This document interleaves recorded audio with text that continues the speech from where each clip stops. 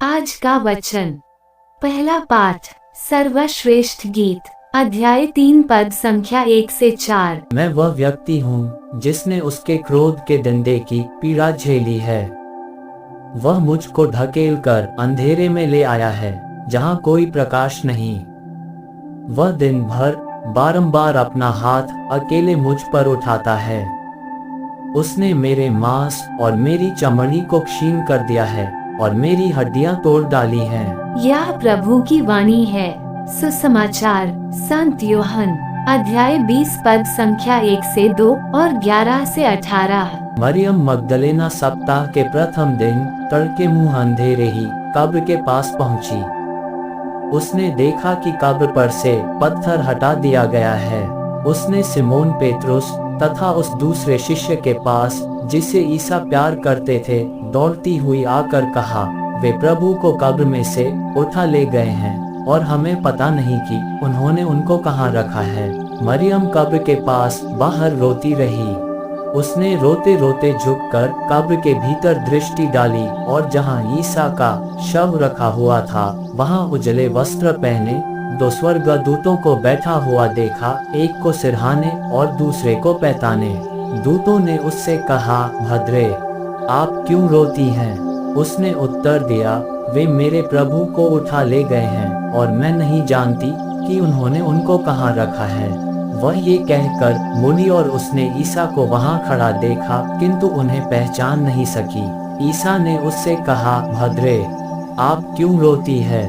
किसे ढूंढती हैं? मरियम ने उन्हें माली समझकर कहा, महोदय, यदि आप उन्हें उठा ले गए तो मुझे बता दीजिए कि आपने उन्हें कहाँ रखा है और मैं उन्हें ले जाऊंगी। इस पर ईसा ने उससे कहा, मरियम। उसने मुड़कर इब्रानी में उनसे कहा, रब्बोनी अर्थात गुरुवर। ईसा ने उससे कहा, चरणों से लिपटकर मुझे मत रोको। मैं अब तक पिता के पास ऊपर नहीं गया हूँ। मेरे भाइयों के पास जाकर उनसे यह कहो कि मैं अपने पिता और तुम्हारे पिता, अपने ईश्वर और तुम्हारे ईश्वर के पास ऊपर जा रहा हूँ। मरियम मगदलेना ने जाकर शिष्यों से कहा कि मैंने प्रभु को देखा है और उन्होंने मुझे ये संदेश दिया। यह प्रभु का पवित्र सुसमाचार है। आमीन। आज का चिंतन। मरियम मगदलेना के इतिहास पर हम यदि नजर डालें तो पाएंगे कि उन्हें बहुधा नकारात्मक रूप से ही सुसमाचार में दिखलाया जाता है।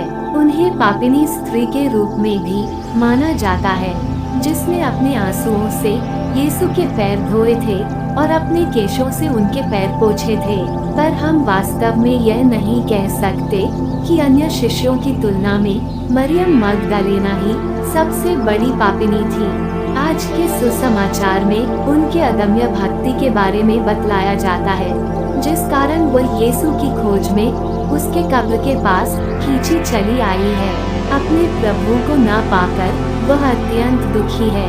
पर इसके विपरीत प्रभु यीशु भी उनकी खोज में उनका नाम लेकर उन्हें पुकारते हैं, मरियम। मरियम की भांति हम भी प्रभु यीशु की खोज में भटक ही तो रहे हैं, पर हमारी खोज के पहले प्रभु हमारी खोज में अपनी पहल दिखलाते हैं।